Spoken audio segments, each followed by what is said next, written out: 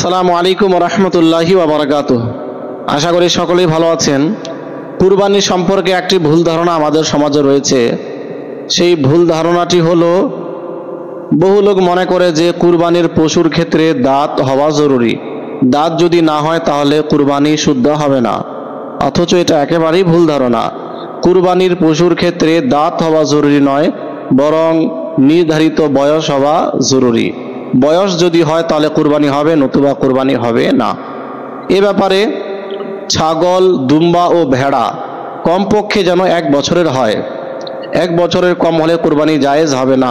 তবে 6 মাসের দুম্বা ও ভেড়া যদি এত মোটা তাজা হয় যা দূর থেকে দেখলে 1 বছরের মনে হয়, তাহলে এরূপ ভেড়া ও দুম্বা যার বয়স কেবলমাত্র 6 মাস, কিন্তু দূর থেকে দেখলে মনে হয় 1 বছর হয়ে গেছে, এত মোটা তাজা, এক্ষেত্রে কুরবানি জায়েজ হবে। কিন্তু ছাগলের ক্ষেত্রে কমপক্ষে 1 বছর হওয়া জরুরি। 1 বছরের কম যদি হয় তাহলে কুরবানি করা জায়েজ হবে না। গরু এবং মহিষের জন্য কমপক্ষে 2 বছর হওয়া জরুরি। 2 বছরের কম যদি হয় তাহলে কুরবানি জায়েজ হবে না। আর উটের ক্ষেত্রে কমপক্ষে 5 বছর হওয়া জরুরি।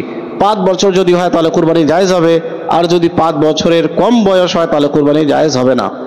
তো এতে দাঁতের কোনো সম্পর্ক নেই। তবে সাধারণভাবে দুম্বা, ভেড়া ও ছাগল যদি 1 বছরের হয় তাহলে দাঁত হয়ে যায়।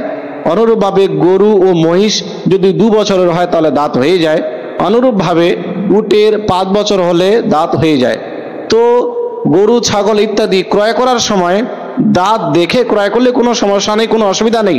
কিন্তু যদি প্রমাণিত হয়ে যায় যে বয়স হয়ে গেছে, উটের 5 বছর, গরু ও মহিষের 2 বছর, ছাগলের 1 বছর, দুম্বা ভেড়ার 1 বছর, তাহলে কুরবানি হয়ে যাবে। এতে দাঁত উঠুক আর না উঠুক কোনো কিছু যায় আসে না।